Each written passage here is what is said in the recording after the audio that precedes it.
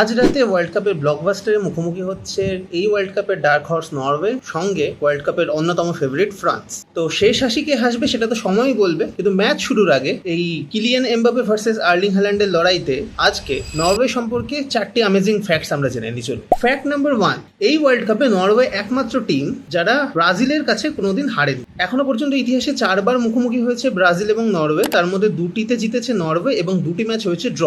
ব্রাজিলের এগেইনস্টে অপরাজিত record. Fact number 2, এই ওয়ার্ল্ড কাপে নরওয়ে অ্যাটাকের আর কি একটি ট্রায়ো রয়েছে। আর্লিং হ্যাল্যান্ড, মিডফিল্ডে রয়েছে ক্রিশ্চিয়ান থর্সবট এবং অ্যাটাকে রয়েছে আলেকজান্ডার সল্ডট। তো মজার ব্যাপার হচ্ছে এই তিনজনের বাবা এর আগে 1994-তে একই টিমের হয়ে খেলেছিলেন, অর্থাৎ আর্লিং হ্যাল্যান্ডের বাবা আলফিং হ্যাল্যান্ড, আলেকজান্ডার সল্ডটের বাবা গোরান সল্ডট এবং ক্রিশ্চিয়ান থর্সবটের বাবা এরিক থর্সবট। এই তিনজনই 1994-তে একই টিমের সদস্য ছিলেন। আর মজার ব্যাপার হচ্ছে 1994-তেও কিন্তু ওয়ার্ল্ড কাপের হোস্ট ছিল USA.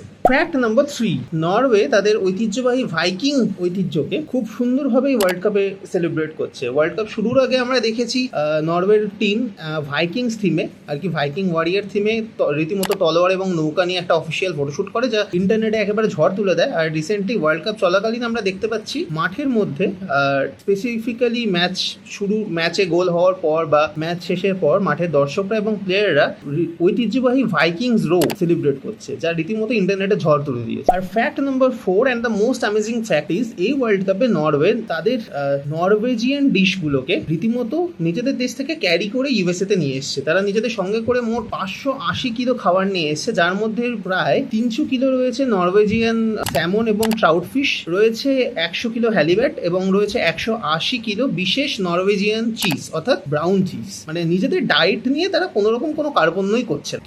To know such more things like that, make sure you follow গোল গল্প।